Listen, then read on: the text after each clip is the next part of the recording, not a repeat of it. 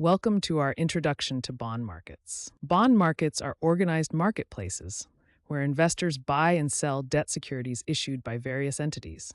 In these markets, investors and issuers come together to trade bonds, which are essentially debt securities. Bonds represent a loan arrangement. When you purchase a bond, you're lending money to the issuer. In return, the issuer promises to pay you regular interest payments throughout the bond's life. When the bond reaches maturity, the issuer returns your original investment, known as the principal. This timeline shows the typical life cycle of a bond, from issuance to maturity, with regular interest payments along the way. Bonds are issued by three main types of entities. Governments issue treasury bonds to fund national projects and operations. Corporations issue corporate bonds to finance business activities and expansion. And municipalities issue municipal bonds to fund local infrastructure and services. A surprising fact about bond markets is their enormous size.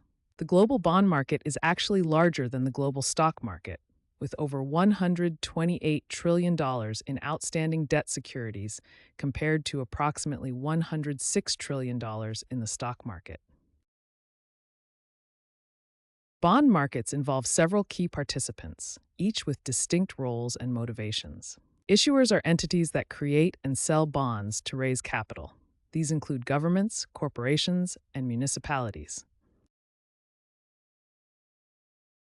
Investors purchase bonds for income and capital preservation. Institutional investors dominate the bond market. Broker-dealers facilitate bond transactions between issuers and investors, providing essential market liquidity. Market makers commit to buying and selling bonds at publicly quoted prices, ensuring market liquidity even during volatile periods. Institutional investors like pension funds, insurance companies, and asset managers dominate the bond market, controlling approximately 85% of trading volume. Retail investors typically access bonds through mutual funds and ETFs, rather than purchasing individual bonds directly. This provides better diversification and liquidity for smaller investors. In summary, bond markets involve a complex ecosystem of participants. Each plays a distinct role in ensuring efficient pricing, capital allocation, and market liquidity. Bond pricing is crucial for understanding how fixed income securities are valued in the market. Bond pricing depends on four key components: face value, coupon rate, time to maturity, and prevailing market interest rates. At its core, bond pricing is about discounting future cash flows to present value. The formula calculates a bond's price by summing the present values of all coupon payments plus the face value at maturity. There's a critical inverse relationship between interest rates and bond prices. When market interest rates rise, bond prices fall. And when rates fall, bond prices rise. This happens because as interest rates rise, newly issued bonds offer higher returns, making existing bonds with lower coupon rates less attractive to investors, so their prices must fall to remain competitive. Let's work through a practical example. Consider a bond with a face value of $1,000, paying 5% annually for 3 years, while the market interest rate is 7%. To find the price, we discount each future cash flow back to present value using the market interest rate. The coupon payments are $50 per year, and the final payment includes the return of principal. When we sum up all the present values, we get a bond price of $947.52, which is less than the face value because the market rate is higher than the coupon rate. Beyond basic calculations, several factors influence bond pricing. Interest rate risk increases with longer maturities. Credit risk affects yields, with riskier bonds trading at higher yields and lower prices. Less liquid bonds also typically trade at a discount. To summarize, bond prices are determined by discounting future cash flows at the market interest rate. The critical inverse relationship means that when rates rise, bond prices fall, and when rates fall, bond prices rise. Longer-term bonds are more sensitive to interest rate changes than shorter-term bonds. Bond yields measure the return on bond investments in different ways. Coupon yield, also called nominal yield, is the annual coupon payment divided by the face value. For a $1,000 bond with a $50 annual coupon, the coupon yield is 5%. Current yield reflects the bond's yield based on its current market price. It's calculated by dividing the annual coupon payment by the current market price. If our $1,000 bond with a $50 coupon trades at $950, the current yield increases to 5.26%. Yield to maturity is the most comprehensive yield measure. It represents the total return an investor will receive if the bond is held until maturity. YTM accounts for all coupon payments, the purchase price, the face value at maturity, and factors in the time value of money. The yield curve is a graphical representation showing the relationship between interest rates and time to maturity for bonds of the same credit quality. Treasury bonds are commonly used as a benchmark for yield curves. The x-axis represents time to maturity, while the y-axis shows the yield percentage.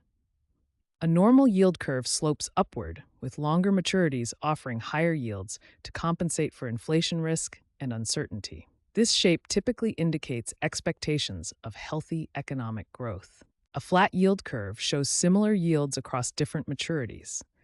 This typically occurs during economic transitions, often when the Federal Reserve is shifting monetary policy.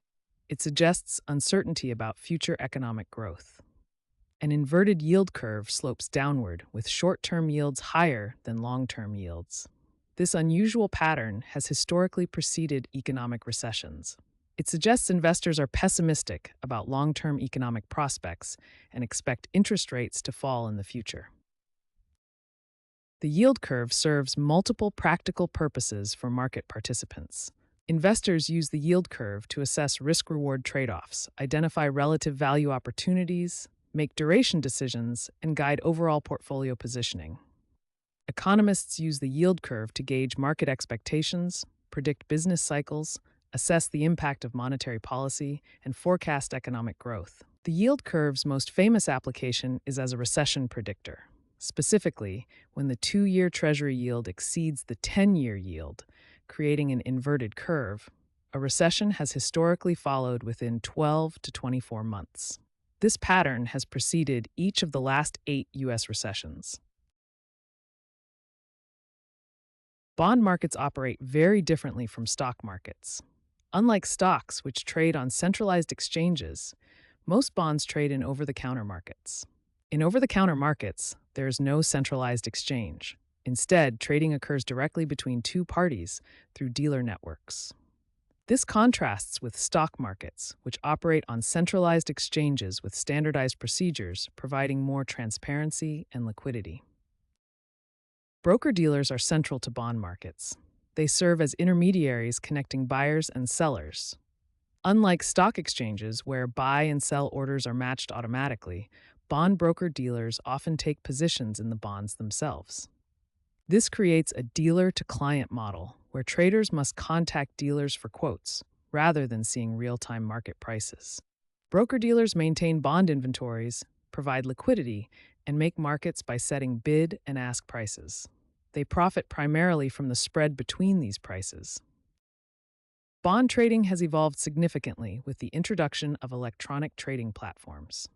In the 1990s, bond trading primarily occurred over the phone, with traders manually matching buyers and sellers. The early 2000s saw the introduction of basic electronic platforms, allowing for more efficient trade execution. By the 2010s, advanced electronic trading systems had transformed the market, with platforms offering pricing data, trade execution, and settlement services.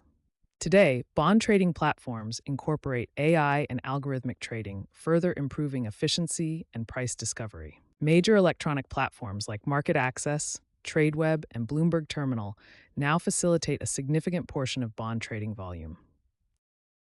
Bond markets face significant challenges regarding transparency and liquidity compared to stock markets.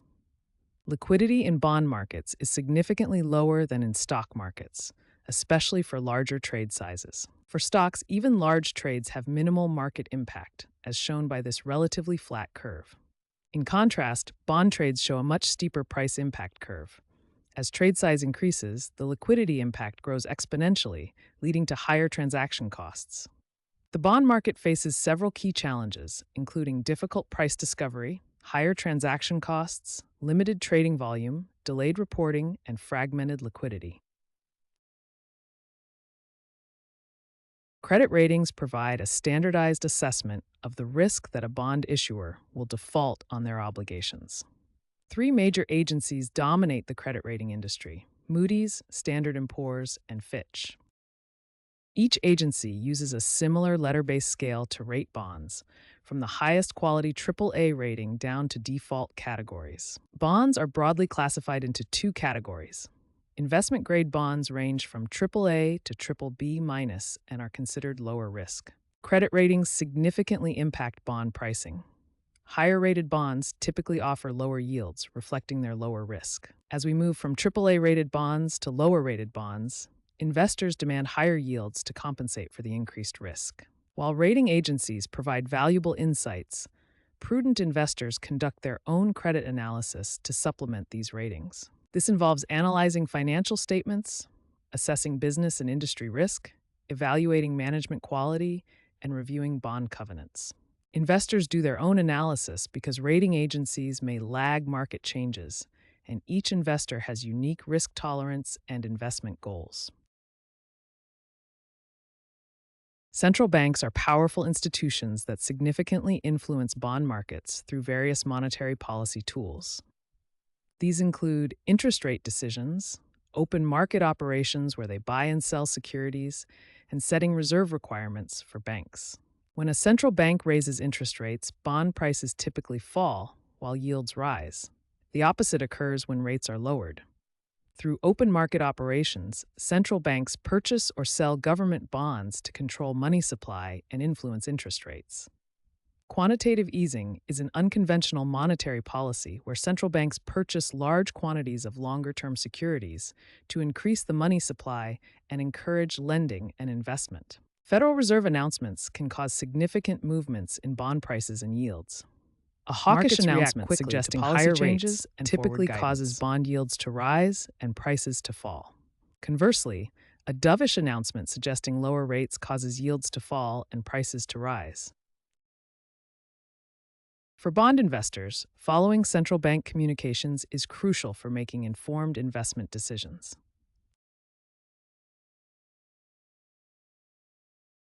Understanding central bank actions and communications is essential for navigating the bond market effectively. Bond markets serve as crucial indicators of economic conditions and future trends. These markets provide valuable signals about economic health, inflation expectations, market sentiment, and recession probability. The yield curve shows the relationship between bond yields and time to maturity. A normal, upward-sloping yield curve indicates a healthy economy with expectations of growth. A flat yield curve suggests economic uncertainty and potential slowdown. An inverted yield curve, where short-term yields exceed long-term yields, has historically been a reliable indicator of upcoming recessions. Historically, yield curve inversions have preceded all U.S. recessions since 1970. Credit spreads represent the yield difference between corporate and government bonds of similar maturities. During economic stress, spreads widen as investors demand higher yields for riskier corporate bonds. Conversely, narrowing spreads typically signal economic recovery and improving credit conditions. Bond market indicators are crucial for different stakeholders in the financial ecosystem. For investors, these signals inform asset allocation and risk management.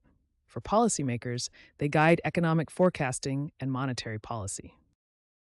In conclusion, bond market indicators provide valuable early warning signals about economic conditions. The yield curve has predicted recessions with remarkable accuracy, while credit spreads reveal market sentiment about economic risk. Understanding these signals is essential for investors, policymakers, and anyone interested in economic trends.